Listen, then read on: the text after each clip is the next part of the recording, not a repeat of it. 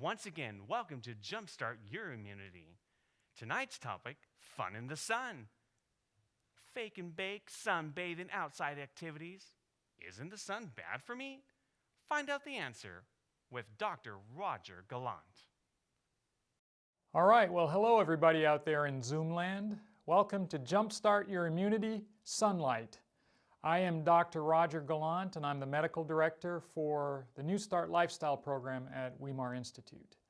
Weimar Institute has a residential lifestyle program where people come to stay with us and learn how to change their lifestyle to make it healthier and to combat the lifestyle diseases, things like high blood pressure, diabetes, high cholesterol, heart disease, stroke, all of those things.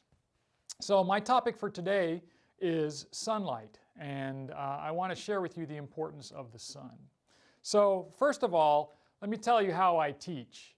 I teach from the Bible, inspiration, and good scientific research. Keep in mind that not all research is good, so we want to look at research with a discerning eye. I think God's Word is like an owner's manual that He gave us to help us to know how to live and how to be healthy. God has a plan, I think, that He wants for us to have health, and I think He intended for us to be in good health, not so that we can live longer or have an easy life or not have any sickness or not have any difficulties, but I think He wants us to use that health that He gives us to serve Him and help others. We have precious truths to share with you that when adhered to, they save lives. We believe that God has a plan through which He can accomplish this in all of us. God's plan is available to everyone because God is an equal opportunity God. And I want you to understand that a little bit more closely. Let's just say that there is a special food that's found only in the Pacific Islands. And it's really good. It's supposed to make you healthy, prevent cancer, supposed to lower blood pressure, help you lose weight, help you look better, everything. It does all the things we want. But it's only found in the South Pacific. Do you think we need to have that food? Well, I would like to suggest that we don't, because if there's something that is not available to everybody, then I don't think it's a crucial part of God's plan for us to be healthy. And so I think God wants us to have the things that are readily available and use simple things to enjoy health. And the other point I want to make is that God's plan is different than man's plan. You know, the world will tell you you need to do all these different things to be healthy, and then a couple years later they'll tell you the exact opposite is now the latest thing for health. I think the simple things that God has given us to be healthy have not changed much over the last 100, 150, 200 years. And so we want to find out what those simple things are and how we can employ them in order to be healthy. 3 John 1:2 says, "Dear friend, I hope all is well with you and that you are as healthy in body as you are strong in spirit." I think that's what God wants for us. He wants for us to be healthy not only physically, but also mentally, spiritually, and emotionally. So I told you we have precious truths to share with you. Well, what is truth? Truth is not what I believe. Truth is fact. I may not believe it. I may not know it. That does not change it. It is there, nevertheless, waiting to be discovered and believed. Truth does not depend on the unsettled and changing opinions of men. It was truth before it was believed. It will remain truth whether it is believed or not. Carlisle B. Haynes. So the Bible mentions sunlight.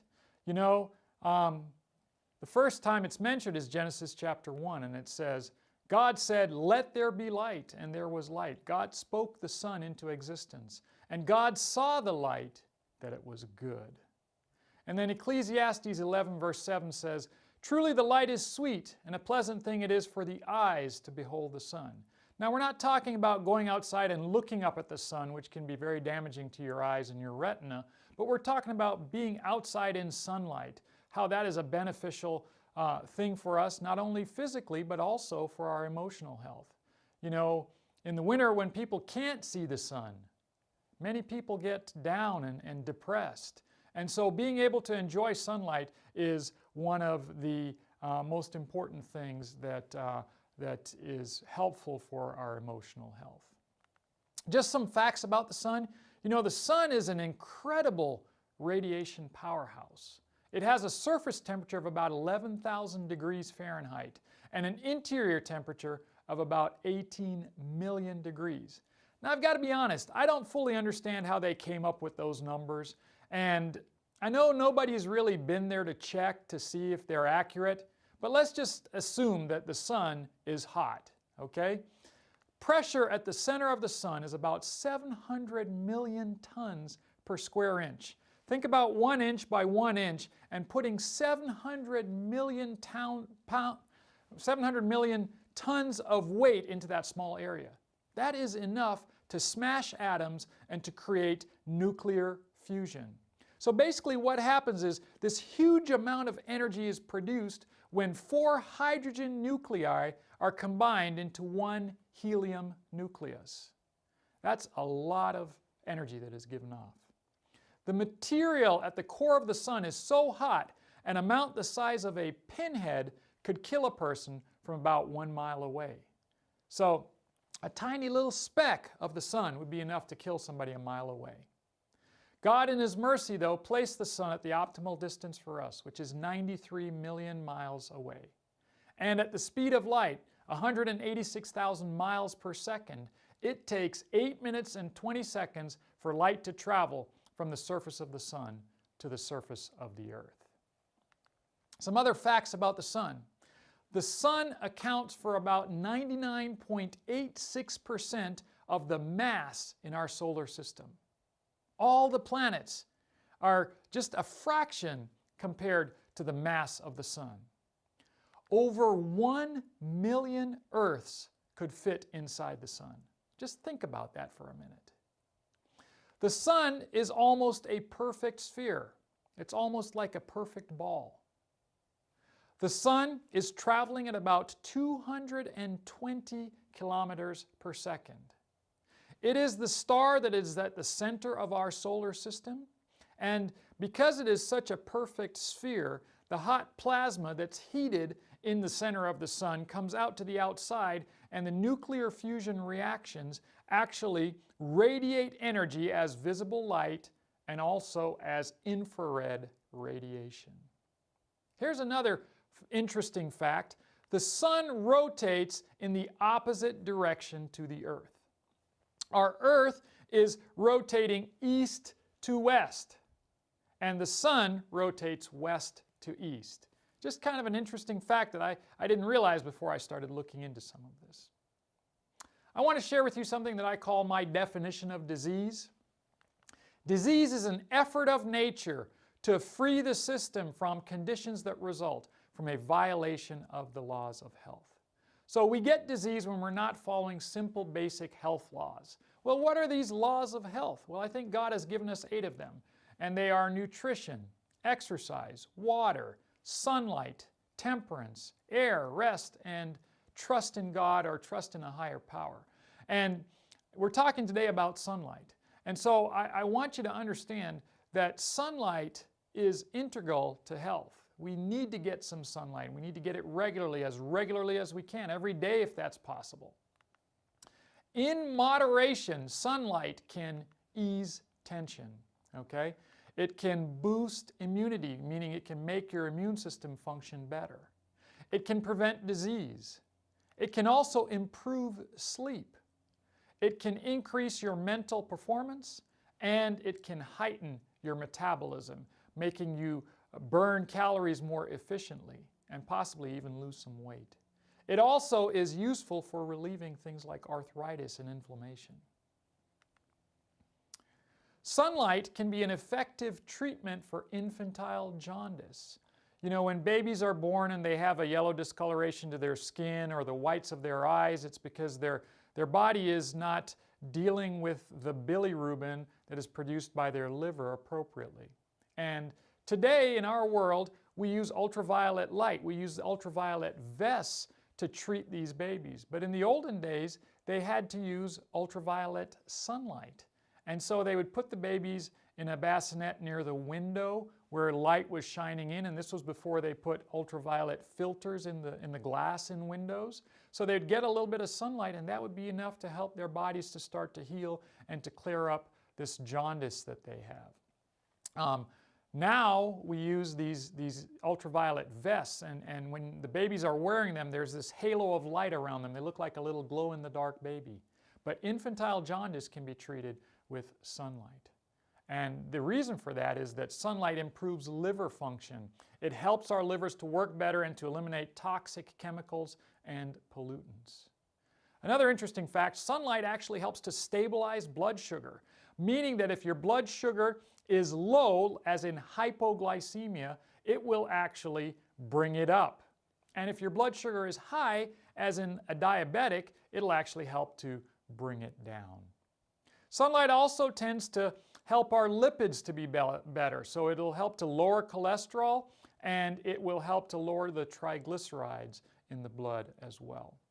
Sunlight also improves muscle tone and endurance. So when it's warm outside and you're in the sun, you actually get better and more efficient exercise.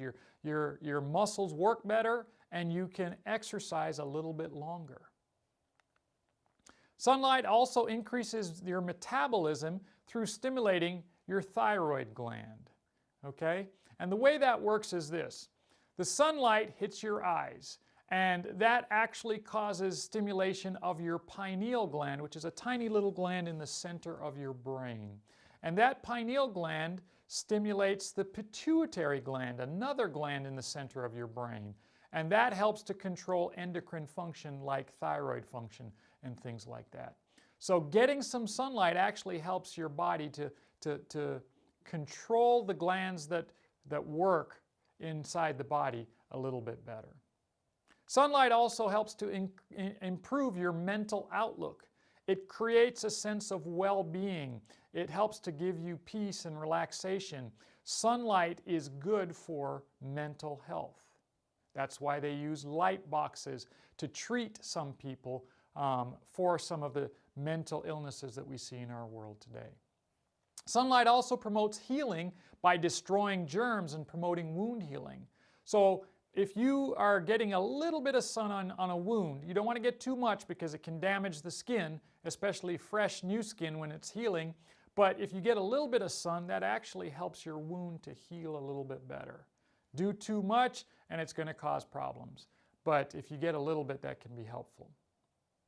So we want to get some sunlight. We want to try to get a little sunlight every day if that's possible. And so how much sunlight would be optimal? How much do we really need? Well, our bodies need UVB radiation to produce vitamin D. You may have bought sunglasses before, and you see that they say blocks 100% of UVA and UVB. Well, it's the UVB radiation that actually allows our bodies to produce vitamin D. And vitamin D is the only vitamin that our bodies can produce, and it needs sunlight to be able to do that.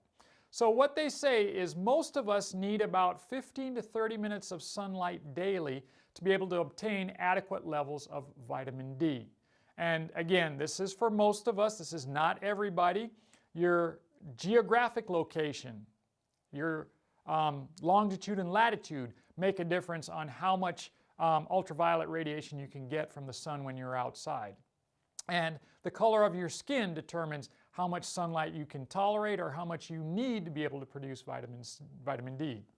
The darker your skin, the more sun exposure you're going to need to be able to obtain adequate vitamin D. If you're not used to being out in the sun, if you have very fair skin, very light skin, start off very slowly, maybe just a minute or two, and then gradually build up and increase until your skin gets used to being out in the sun a little bit.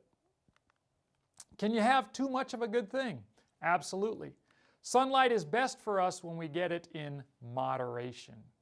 We know that protein and genetic tissue in your skin are damaged every time you get a sunburn. So I've seen some people who overdo the sun, and when you look at their face, for example, you notice that their skin is starting to be damaged, and it almost starts to look more like leather than skin. They start to get creases and the skin starts to thicken, and that's because they've damaged protein and genetic tissue. So I recommend that you not try to go and spend so much time in the sun that you're trying to change your race. You know, we want to get some sunlight and do it in moderation and not overdo it, okay? Don't let that scare you out of the sun, though. Getting a little bit of sun for just about everybody can be beneficial. They say your body can make adequate vitamin D from only about a quarter of the sunlight that is required to cause a sunburn. So we should be able to go outside and get adequate vitamin D just in a short period of time. We don't have to be out there for an extended period of time, and we don't have to be getting sunburned or causing damage to our skin. So the way that vitamin D is produced, our blood contains a cholesterol-like compound that is in the skin. It's a fatty type tissue, a fatty type substance that's in our skin, and that is changed to vitamin D when our skin is exposed to sunlight. So the sun has to hit the skin, and it has to start affecting this cholesterol-like compound. It is called 7-dehydrocholesterol. When that gets exposed to sunlight, it turns into cholecalciferol, which is vitamin D3.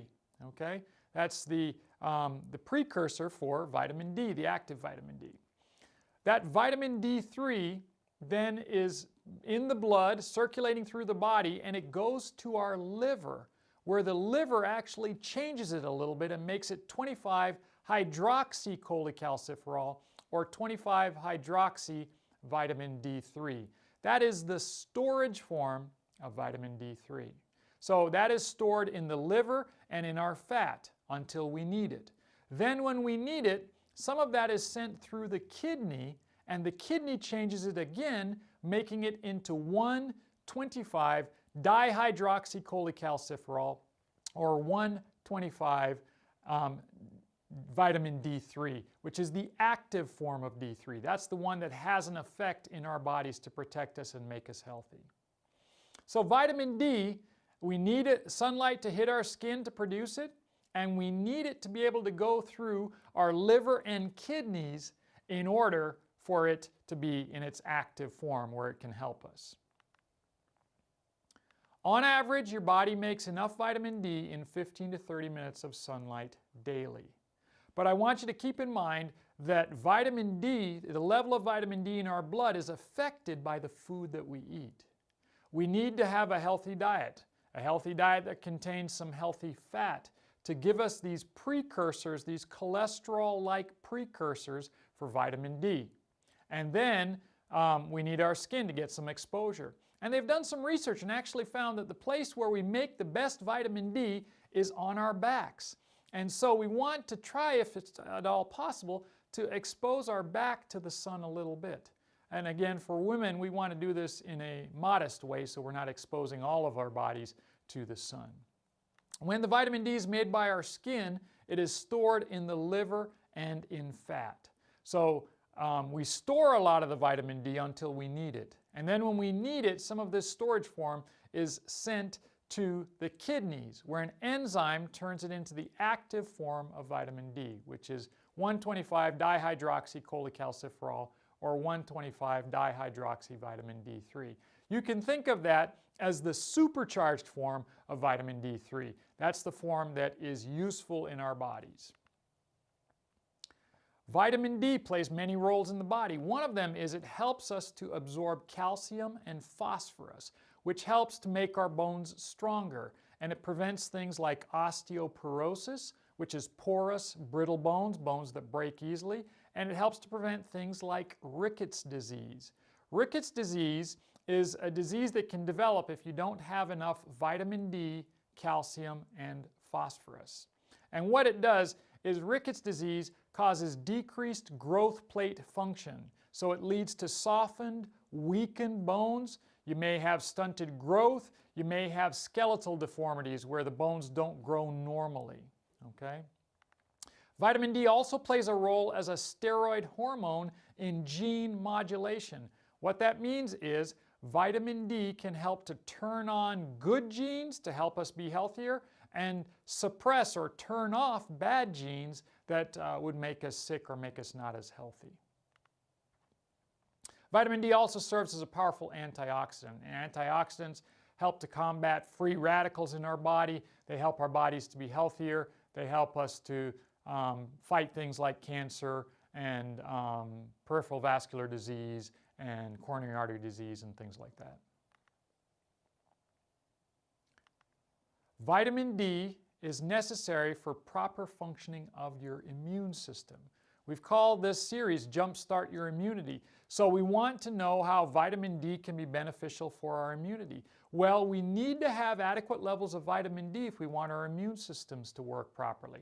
We've seen evidence of this with COVID-19, that people who have low vitamin D levels are not able to fight off the disease as well. They tend to be sicker, and it may even increase your risk of mortality, which is death, or morbidity, which is worsening symptoms. Vitamin D has both anti-inflammatory, meaning it decreases inflammation, and immunoregulatory, meaning that it will improve and make your immune system function better. It is crucial for the activation of our immune system defenses. That's why people tell you should take some vitamin D to sort of keep your immune system boosted while we're in this pandemic with COVID-19, and I'll talk more about that in just a minute.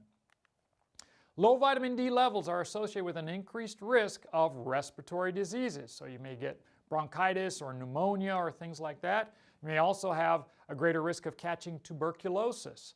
We don't see as much tuberculosis today as we did at one time in this country, but it's still out there. Also, we see if your vitamin D is low, you may have worsening asthma. Your lungs may react more, and so you may have more asthmatic attacks and things like that.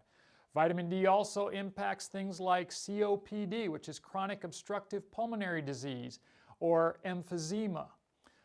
We also know that vitamin D plays a role in protecting us from viral infections like COVID-19 or bacterial infections like what could cause a pneumonia or a bronchitis. So vitamin D enhances the function of our immune cells, things like our T cells and our macrophages. Those are cells that protect against pathogens. So they help to fight off viruses, help to fight off bacteria, help to prevent them from getting a foothold in our bodies where they can multiply and start to attack us. We need to have a vitamin D level that is therapeutic. So how do you know if your vitamin D level is therapeutic or not? Well, the only way to know is to get tested. So I recommend that you get your vitamin D level checked. I would say do it twice a year, once in the winter and once in the summer. You know, when we're outside getting more sun, our vitamin D tends to be higher, so we may not need any. But in the winter, when we don't get much sunlight, we may need to supplement. And there's been lots of differing numbers that they say is an ideal number. Some labs will say if your vitamin D level is above 30 nanograms per milliliter, that is considered normal. Well, I used to tell people that I wanted them to be better than that. I wanted them to be above 40. But the research now with COVID-19 is suggesting that we should have a level above 50 nanograms per milliliter. And when we have that, there's less infection from COVID-19, and if you do get the infection, you seem to recover so much quicker.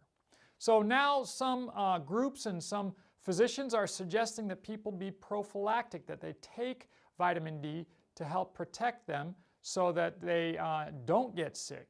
And the numbers that I'm hearing are for prophylaxis, they're recommending taking about 3,000 to 5,000 international units per day or more, depending on where your level is. So again, it's important to know your number, and the only way to really know it is to get your blood tested. The active form of vitamin D, the 1,25-dihydroxycholecalciferol, only lasts for hours. So when they make it active, it's not there for a long period of time. So you've got to have enough of the storage form of vitamin D, the 25-hydroxycholecalciferol or 25-hydroxy-D3, available to be able to convert to the active form when you need it. This is controlled through our parathyroid glands. They're little glands that sit on top of our thyroid. There's typically 4 of them, 2 on each side. And they secrete parathyroid hormone, which controls how much 125 vitamin D3 is converted as needed to perform the various functions that it plays in the body. But here's an interesting fact. Animal protein in the diet, so if we're eating meat, cheese, dairy, eggs, milk, all that stuff, it limits the amount of vitamin D3 that is available to make the active form. So that then prevents it from doing some of the things that it does in our bodies to protect us. So one of the ways to improve your health and make sure your vitamin D works and is available is to decrease the amount of animal products in your diet. Vitamin D helps the intestines to absorb calcium and phosphorus more efficiently, and those two compounds help us to lower our blood pressure. They also help to make our hearts work more efficiently, to beat more normally. High blood pressure is associated with heart disease, heart attacks, and stroke, and so if we have a therapeutic vitamin D level, it decreases our risk of heart disease and stroke. So some research done at Harvard University showed that inadequate vitamin D can actually double your risk for a heart attack. So we don't want to have a low vitamin D level. So people who have heart disease, their doctors almost automatically just put them on vitamin D because they are trying to make sure that their levels are up to prevent them from having heart disease or a heart attack. How about diabetes? Well, vitamin D has a preventative effect, especially against type 1 or what we used to call juvenile diabetes that mainly just affects younger children, okay? And so vitamin D can actually help to prevent you from getting diabetes. A study in Finland where sunlight is limited 9 months of the year, you know, they have these long, dark winters. They found that vitamin D supplementation decreased the risk of getting diabetes by about 88%. That's pretty significant. So if you're in an area of the world where you don't get a lot of sunlight, you're not able to get out and get in the sun, and you have a low vitamin D level, you may want to supplement and get your level therapeutic. A study of American adults showed sunlight decreased many of the type 2 diabetes risk factors, including the risk of obesity. You know, the fatter we are, the greater our risk of type 2 diabetes. And so if we have a lower BMI or body mass index, if we have a lower weight, then our bodies are healthier and our risk of diabetes goes down. Osteoporosis, vitamin D of course plays a role in that because it involves our bones. Vitamin D is crucial for bone health.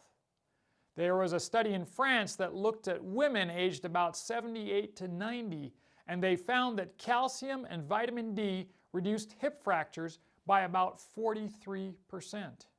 That's pretty good.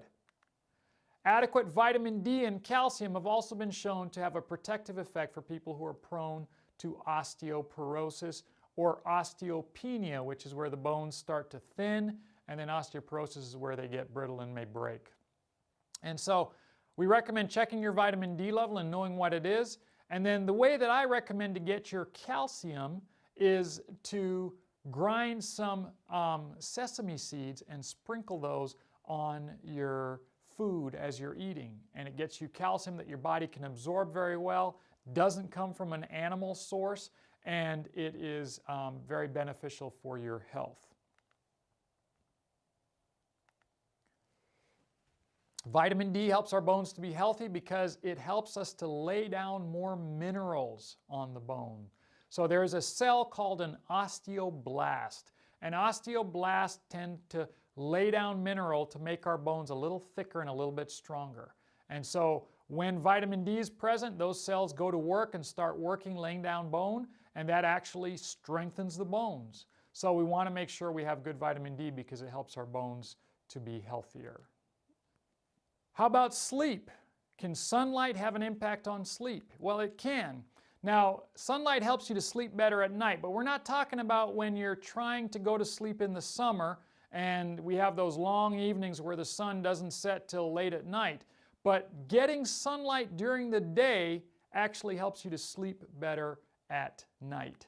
Sunlight enters the retina. It goes through the lens of your eye to the back of your eye, and that actually triggers, and we're not looking at the sun again, we're just being in sunlight, that actually triggers the pineal gland, that gland in the center of your brain, which converts a sleep-enhancing hormone, melatonin, to one that increases alertness, serotonin. So I encourage you to go out early in the morning and go for a walk. And walk in the early morning when the air is cleaner, and also when there's less pollution because there's been less traffic through the night and there has been less industry. And if you walk early in the morning, people tend to stick to that schedule better than when they say, oh, I'll do it when I get home from work, and then you're tired and you never do it. So that sun entering your eye stimulates this endocrine cycle through the pineal gland that actually increases serotonin. So if you're going for a walk early in the morning and the sun is coming up or has just come up, don't wear sunglasses. Let the sun be seen by your eye, not looking at it, but just allow that ambient light to have an impact on your body, and it actually makes you more alert and gets you going for your day. Moderate exposure to sunlight has been found to effectively regulate these hormones, and it will help you to get a better night's sleep. The body carefully regulates melatonin production. Melatonin is important for helping us to sleep, and it is controlled by the light-dark cycle. What that means is if we are getting light at the right times, it's going to help our melatonin to be better and help us to sleep better. Optimal melatonin production occurs at night in a dark environment. So you don't want to go to sleep with lights on. You don't want to go to sleep with the television on. You don't want to be sleeping and have the night light on the side of your bedside table shining in your eyes, because you can still see shadows and light even if your eyes are closed. Also, you don't want to leave the light on in the hallway so you can see if there's any monsters or anything out there. Or you don't want to leave the light on, that's for kids, you don't want to leave the light on in the bathroom so when you get up to go to the bathroom you can see. I think it's better to leave the lights off, be in darkness, and if you have to get up to go to the bathroom, get a flashlight that has a red light and just shine it at the ground and be as efficient as you can when you have to go to the bathroom. Go to the bathroom and try to get back to bed as efficiently as you can and as quickly as you can. Don't start thinking about your day and what's coming next and so on, but just go and get back to bed as quickly as you can. So again, the pineal gland is the one that controls this process of production of melatonin, and we have to be in the dark. Melatonin is not stored in the body. We want to have a liberal or a plentiful supply of it every night. And so we want to be going to sleep on a schedule, going to sleep early rather than late, because melatonin typically starts being produced around 9 to 10 and then tapers off towards 2, 3, 4 towards morning. And you have to be asleep and in the dark to get it. And so you want to make sure that you are going to bed early so you're asleep when the melatonin starts to be produced and you're in the dark. We use lights and we use melatonin supplements, but those are substitutes. They are not as good as the real thing. Getting some sunlight and getting on a schedule and sleeping in the dark is much better than taking a melatonin supplement or using an artificial light. It's important to get the right light at the right time. Studies show that sleeping for several hours in nighttime darkness promotes a healthy level of melatonin, and this can suppress the growth and proliferation of breast tumors. So that's a good thing, all right? So we want to get light at the right time, get it early in the morning, get it through the day, and then at night we want to be in the dark. And that actually helps you to fight cancer like breast cancer. Sleeping while exposed to light at night causes a drop in melatonin. And remember we said melatonin was a good antioxidant. And so if you have less antioxidants, you may have a chance for cancerous cells to grow and multiply. And so it can cause the growth and proliferation of breast cancer cells. What about mental health? When our hormones are functioning at their optimal level, the body causes levels of serotonin to increase.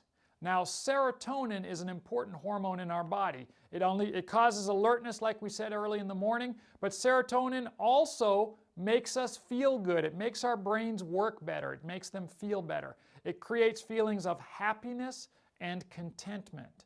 So we want to have adequate serotonin. We want to have it be flowing normally, and we want to have it help us to have better mental health. Experts recommend waking up early so that you can take advantage of a full day's worth of natural light. Get out and get walking early and get some of that light, and it actually is helpful for you. Sunlight, we find, is an efficient germ killer as well. So, you know, some people now are using ultraviolet lights as ways to kill germs. You can get a light box that you can put your phone in, and it shines an ultraviolet light on it for like 5 minutes, and that actually helps to kill germs, including things like COVID and so on. So light can be an efficient germ killer, but we know sunlight for sure is a definite germ killer. Before we had these artificial lights, the sun was the thing that did it. It's good to sun and air out blankets, quilts, and other items that you don't wash all the time and that are not sanitized in the heat of an automatic dryer. So there are critters that like to live with us where we sleep and where we live, so things like bed bugs and these different things. And if we actually take some of those blankets and quilts and just have them out in the sun for a little bit with the fresh air moving through them, that actually helps to kill some of these things and helps to sanitize that bedding. I also encourage you to open your house to the sunshine each morning. I know when my wife is awake, because when she wakes up, she likes to open the curtains, opens the blinds, have sunlight coming in. It makes her feel better. And getting sun into the house is a good thing. Gentlemen, you know, I know sometimes when the wives are away, we don't care to open the blinds or open the windows or anything like that, but it's a good thing to do. It's a good habit to get into, to let some light come in. It not only helps your mood, but it also can help to improve your environment in which you live. It can help to kill germs and things like that. And again, artificial light, trying to get fake sunlight through a light box or whatever it is, can be beneficial and helpful, but it's not the same as the real thing. If you can get the real thing, take that instead of a light. Spend a little time each day outside soaking up some sunlight. Sunlight, we find, has antibacterial properties, antifungal properties, and antiviral properties. So sunlight, for example, can be beneficial for acne, which is a bacterial infection in the skin. So you got to be careful if you're using certain medicines for acne. It may cause a reaction if you go out in the sun, but if you're not on medicines and you just get some sunlight regularly, not overdoing it, doing it in moderation, that actually can help to clear up some simple forms of acne. Sunlight can also be beneficial for things like athlete's foot.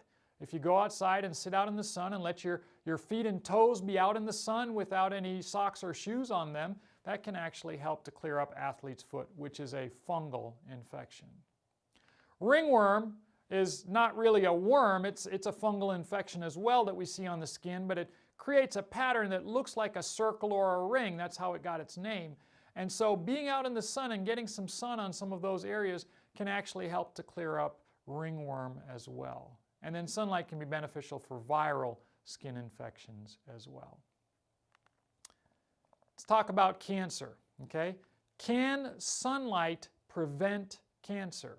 Well, research shows it actually can. We know sunlight can be associated with certain types of cancers, but we also are finding out that sunlight can be beneficial for certain kinds of cancers.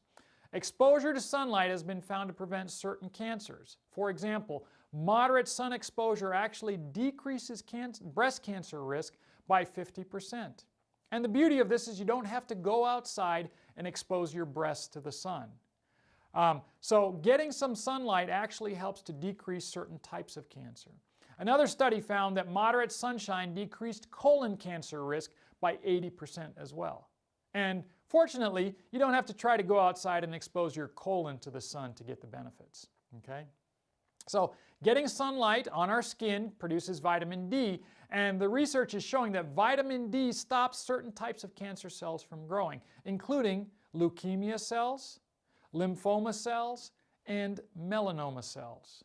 Okay? So vitamin D can help all of those cells to do better. Sunlight, though, if we get too much of it, if we get it in high doses, it actually increases your risk of cancer, especially skin cancer. Okay? And 95% of these skin cancers are either squamous cell or basal cell in origin. And both of those are related to your cumulative lifetime effect. So what that means is people who get these cancers, it is based on how much sunlight they've been exposed to over their lifetime. These tend to be slow-growing cancers, and they're usually confined to the skin. So what does that mean in practical terms? Well, what it means is if you have these type of cancers, they're slow-growing and they're only in the skin, if you cut out the affected piece of skin, you essentially have a cure.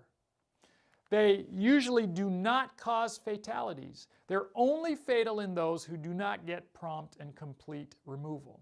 So a case that I came across, a patient had a lesion on his face who I happened to see, and he was having a lot of pain, and so we treated his pain and got him feeling better, and he had a lesion on his face that really didn't look good. And you know, as a physician, if I'm saying something doesn't look good, it really doesn't look good, because we see a lot of things that aren't great, that don't look great, and this one was bad. And so after he was feeling better, I went back and talked to the patient and asked him, you know, what happened? How did you get this thing to be so advanced? Because he was dying from skin cancer. He said to me that he had a lesion on his face, and it would kind of bother him for a little bit. It would maybe bleed, or it would scab up and then fall off and so on. And when it would fall off, he'd be relieved. He thinks it had gone away. Then it would start coming back again, and he just kind of watched it for a long time. And then he finally decided, hey, there's a problem and I better go get it checked. And by the time he went to get it checked, this cancer that he was developing had started to spread. It had become metastatic, meaning it was in other places around his body. And so he was being treated for this cancer, but the cancer was actually unfortunately killing him. And I tell you this story just to let you know that if you have a skin lesion that doesn't look normal, it's changing shape, it's changing color, it has an irregular border, it has multiple colors involved with it, it bleeds, or it hurts, or it's irritated, or anything that doesn't seem normal, please go and get it checked. Because if it's a squamous cell or basal cell carcinoma, and we take that piece of skin out, you effectively have a cure. But if you sit on it and wait on it until it starts to spread, then there's not as much that can be done, and it's much harder to treat. So please, any lesions that don't look normal to you, that don't feel normal, that are causing issues, please go and have a doctor look at them. There's another type of skin cancer called melanoma. Melanoma is an often darkly pigmented skin cancer that has a tendency to spread and a tendency to kill the patient. So melanoma is a totally different type of cancer than the other two we were talking about. Fortunately, this is not a very frequent cancer, and it doesn't happen as often as the other ones, but when people get it, up to 20% of people can die from this cancer. This very deadly skin cancer is not related to the total amount of sunlight you are exposed to, but whether or not you got a sunburn. Now, I know each and every one of us have had sunburns before, and so there's nothing we can do about the sunburns that have happened in the past, but there is something we can do about the sunburns that we don't have. We can avoid those, and so I encourage you to be careful if you're out in the sun, okay? And protect yourself. Wear sunscreen or wear clothing that will protect you from the sun. Do not sizzle and burn or go for that deep tan, because it increases your risk of cancer and it damages the elasticity of your skin. And I've seen lots of people who have had this happen and their skin changes and it doesn't go back. So Get sun regularly, but don't overexpose yourself to the sun. Lightly tanned skin is more resistant to sunburn and less prone to infection than untanned skin. So get a little bit of sun regularly, enough to create a light little tan, but don't go for that deep dark tan or try to change the color of your skin so you look like another race. Each of us needs to be aware of our own sun tolerance. We need to know how much sunlight we can take without getting burned. Fair-skinned and light-haired people tend to have less ability to withstand the sun. And so they may not be able to stay out in the sun very long. But start off slowly and gradually get some increasing sun exposure, which helps your body to be healthy. Just try to get a healthy tan, not an unhealthy tan. Get the sun daily in small, graduated doses. What that means is start off maybe with just a minute or two, depending on your sun tolerance, or maybe 5 or 10 minutes. And then just gradually increase. Maybe every day or two you increase by a little bit more. And then if you're getting 15 to 30 minutes a day, that may be all you need. So we want to get the sun carefully and in a healthy manner. We don't want to be out in the sun in the middle of the day when it is the hottest. So try to minimize your sun exposure during the hottest times of the day, which is typically about 10 a.m. to 2 p.m. So we want to get sun either before that or after that, but not at that time. Again, remember the most important thing is moderation. Not overdoing the sun, not overdoing your time in the sun, but making sure that you get a little bit of light. And what I tell people, if you're going to be outside for just a short period of time, just go outside. Get a little bit of sunlight. Get used to it. If you're going to be there for a longer period of time, yes, sunscreen is helpful and very beneficial, but I also know that many of the sunscreens that are commercially prepared today have a lot of chemicals in them. And some of them I think can be a little unhealthy. So what I recommend to people is if you're going to be outside for a long period of time, cover your skin. Wear a wide-brimmed hat, wear protective clothing, and keep your skin covered. You know, the countries where the sun is the hottest and the temperatures are the hottest and people are you know, out in desert type conditions, what do? They cover themselves from head to toe. We in the Western world are the only ones who think that when it gets hot and the sun is bright, we should uncover our skin. But actually, in the Middle East, for example, where it's hot and the temperatures are very hot, they are covered head to toe. And so covering your skin actually makes you feel a little cooler because we're cooler in the shade than we are in direct sunlight. So if you're wearing long sleeve clothing, it may actually make you feel a little bit cooler than if you have the sun directly hitting your skin.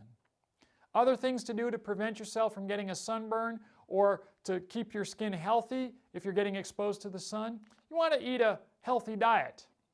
A low-fat diet that contains fruits, vegetables, whole grains, raw nuts and seeds. All of those things provide the vitamins and minerals that our bodies need to be healthy. They're rich in cancer-preventing compounds like antioxidants and phytochemicals, and they help our bodies to be healthier. So remember, don't overdo the sun, eat healthy, and if you're going to be out for a long period of time, protect your skin. I want to say one other thing about protective clothing. You may have seen clothes that has an SPF rating, meaning a sun protection factor.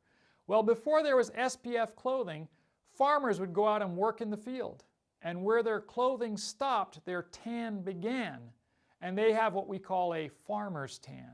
Well, you know, they weren't buying special clothing. So clothing in general tends to be good for us. It tends to protect us from the sun. Now there is some clothing today that doesn't do that very well. Apparently they have made clothing like swimsuits that are of a thin enough material that it allows the sun to go through so people can try to get an all-over tan while they're still wearing a swimsuit.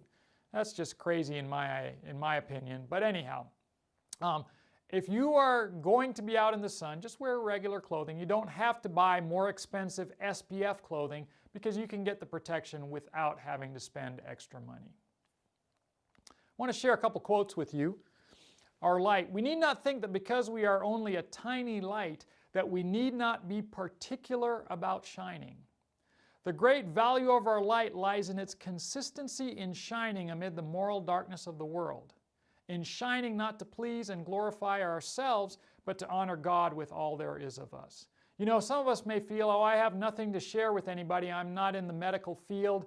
I don't know anything about health. Well, that's not necessarily true. You may know something that somebody else may need to hear in order to be healthy. And so I encourage you to share gently with people what you know about health and ways that they can improve their health. If we are doing service for God by helping somebody else, and our work is corresponding with the ability that God has given us, that is all He expects of us. So He doesn't expect us to use the gifts that He gave to somebody else, but He expects us to use the gifts He gave to us to be able to help and encourage others. And again, our hearts cannot reflect light until there is a vital connection with heaven. We need to connect with God if we're going to be helpful to others. This alone can make our hearts burn steadily with holy, unselfish love for Jesus and for all who are the purchase of His blood. Remember that our fellow men were purchased by Christ, so they are of infinite value. And unless we are constantly replenished with the golden oil, the flame will die out. Unless the love of God is an abiding principle in our hearts, our light will go out. And that love of God comes directly from heaven. And it continues. It is the love of God continually transferred to the human agent that keeps him a bright and shining light for God.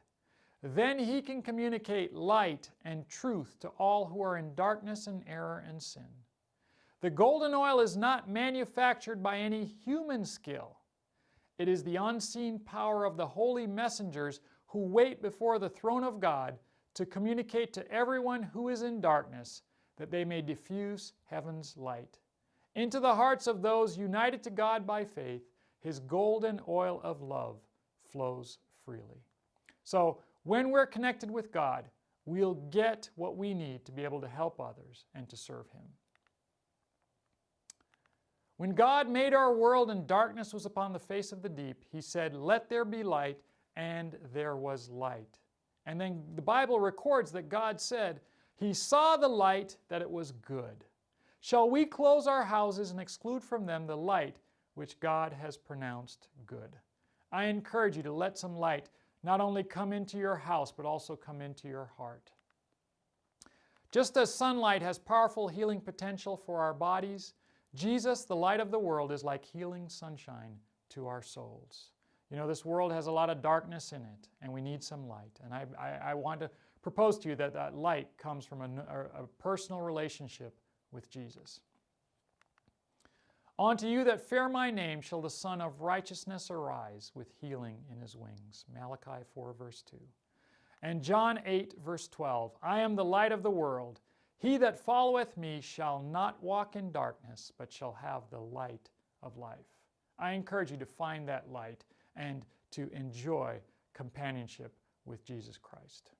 So in summary, I want to remind you that sunlight is best for us when we get it in moderation. Try to spend a little time each day in the sun if you can. Not during the hottest part of the day from like 10 to 2, but try to spend a little time outside every day. Vitamin D, which is produced by sunlight hitting our skin, is crucial for overall health, but it is especially important for bone and immune health. So get a little bit. If you don't have an adequate vitamin D level, then figure out a way to get some more. So you need to know what your vitamin D level is, and then if you are low, supplement to get to a therapeutic level and then maintain it. I hope this has been helpful for you, and may God bless you.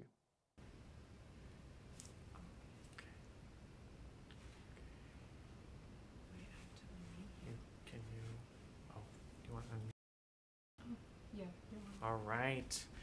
Thank you so much, Dr. Gallant. What a wonderful message. I've actually learned so much, so I so appreciate what you have shared with us so far.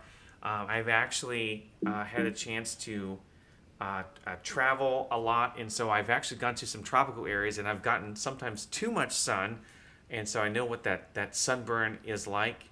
And so since then, I've tried to be more careful with all that. I actually had a kind of a question myself that I was curious about.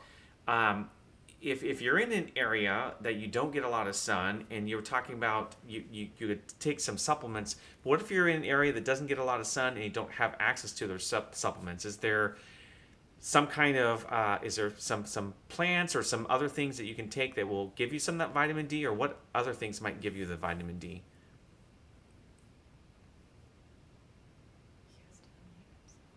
Do you want to unmute? I think you're on mute there on the Zoom.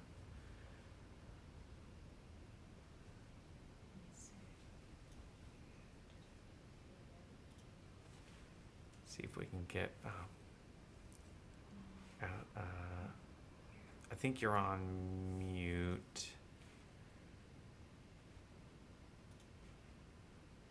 Okay.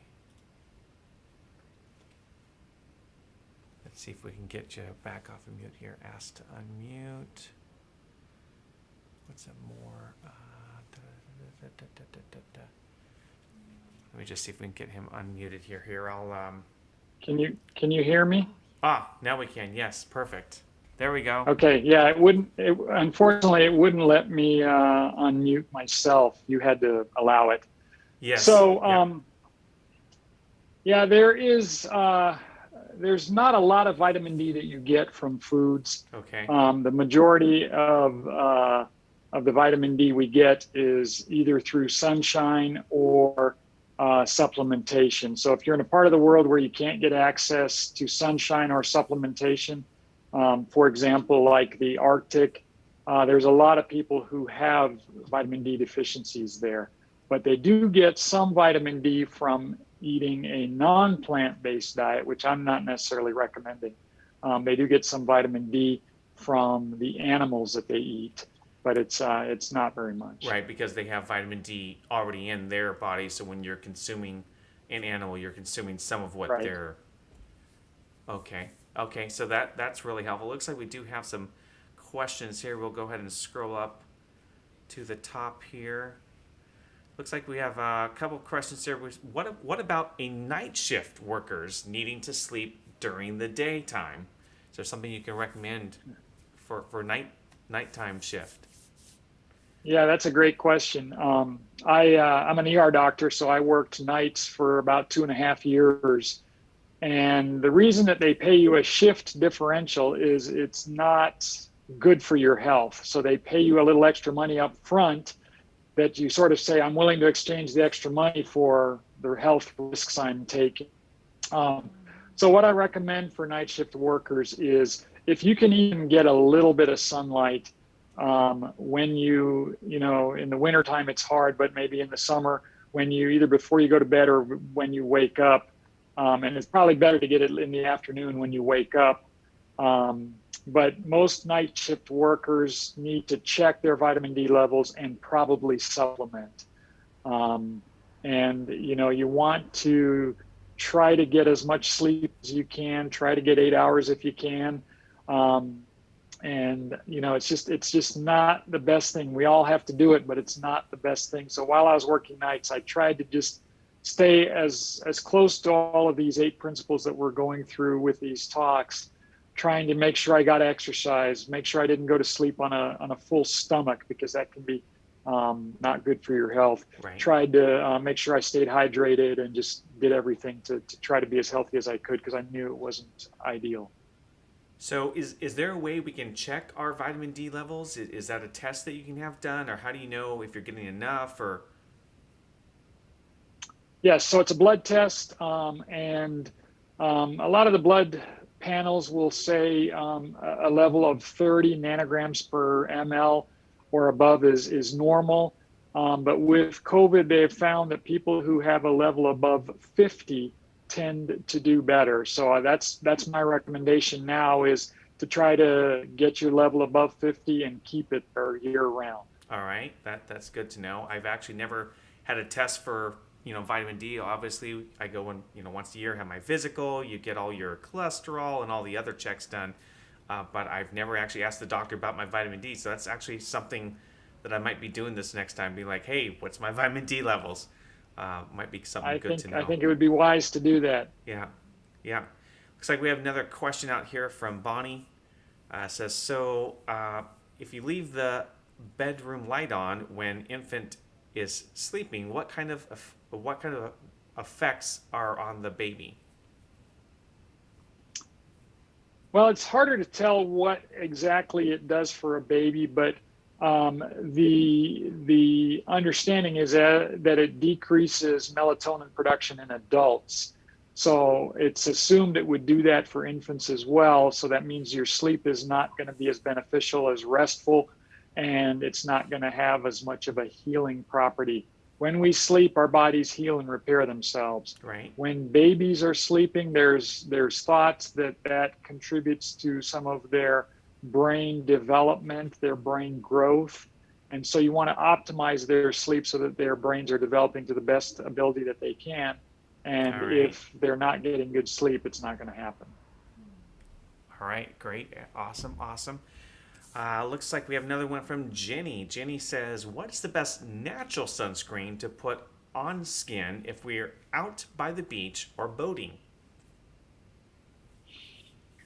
Yeah, I don't like to list any products, but what I would say is there are natural sunscreens that have less chemicals in them than a lot of the commercially prepared sunscreens. So my recommendation is read your labels.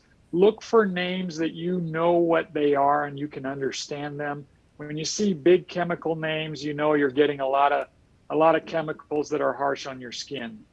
If you're going to be really outside for a long time, you know, sunscreen wears off after a period of time, and it's different depending on the types of sunscreen. So if you're really going to be outside for a long period of time, the best thing to do is do your best to cover your skin with clothing, and that way protect yourself.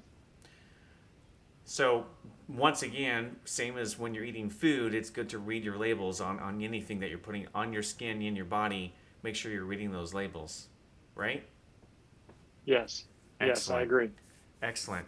Looks like we have another question here from Bonnie. It says, if you have stage 4 colon cancer, the foods that you mentioned, are they okay to eat with a stage 4 colon cancer? The ones that you were mentioning earlier with the seeds and the other things that you were mentioning. So colon cancer can sometimes cause you to have constipation where your bowels don't move very well. Increasing fiber typically helps to keep your bowels moving. But if you have stage 4, that can be advanced. And so you just want to make sure that you're not having issues with processing and digesting foods.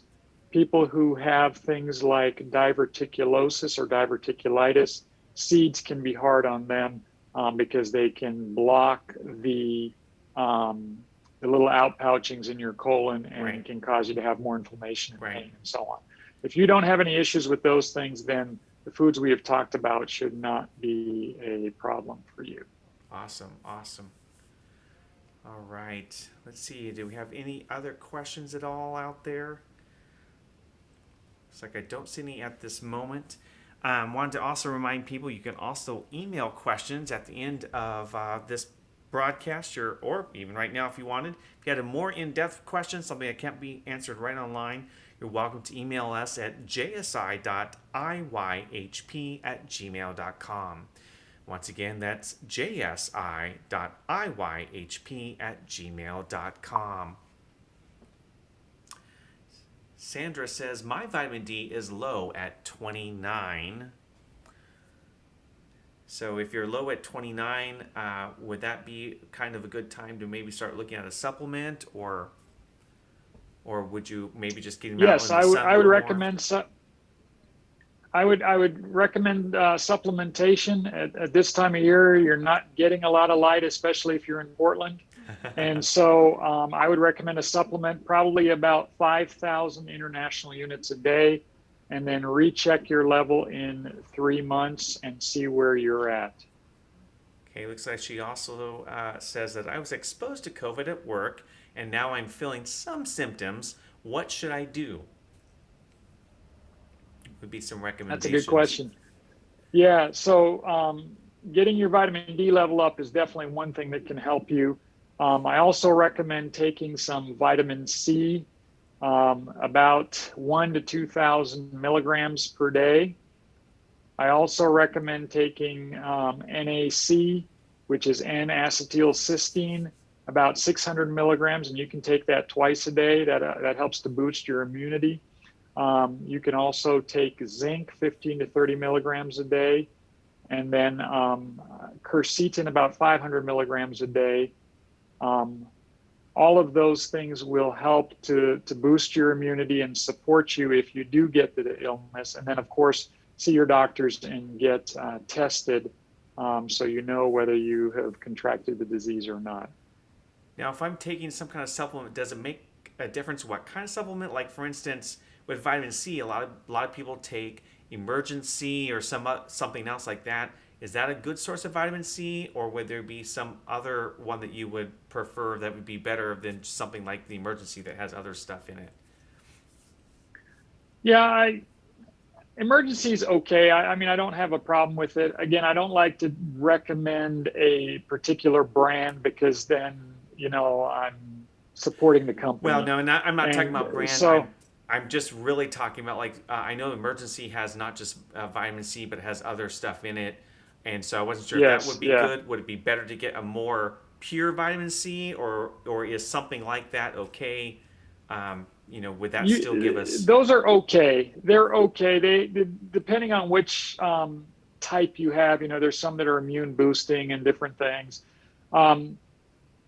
I personally would just do the pure vitamin C and the other things we've listed: the NAC, the zinc, the vitamin D. I would just do the pure things. I don't think you have to do an Emergency. But there's people who like it, and they say it's very beneficial for them. And so if that's one of your favorites, then I'm not going to tell you to not do it. It's better to get something than nothing. Something than nothing. Yeah, I would agree with that part. And then the other thing that Dr. Medina was telling us last night is he was telling us a little bit about some hydrotherapy with symptoms of COVID. Would it be good to do maybe some hydrotherapy stuff? Would that be something that, like the hot cold shower or something like that, or? Absolutely. Hydrotherapy improves circulation, and when you improve your circulation, you get your immune system to every cell in your body, and that is one of the best ways to help to fight COVID. Back when they had the Spanish flu in 1918, hydrotherapy, the people who were doing hydrotherapy and resting and eating a healthy diet and so on, their death rate was significantly lower than people who were not doing those type of things. So that's a great way to boost your immunity. That's a great way to help fight disease, not just COVID, but other things as well.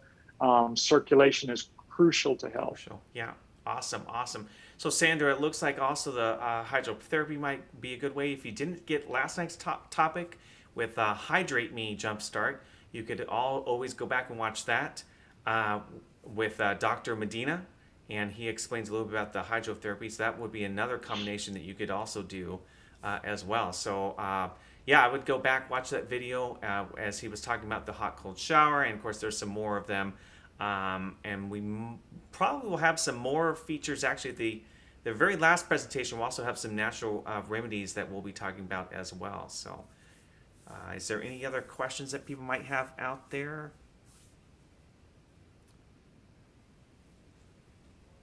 All right. I'm not seeing anything at this moment here.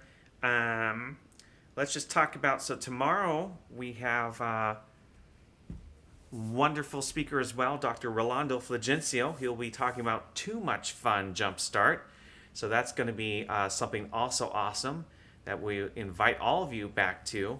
Once again, if you do have further questions, make sure and email us at jsi.iyhp@gmail.com. Once again, that's jsi.iyhp@gmail.com.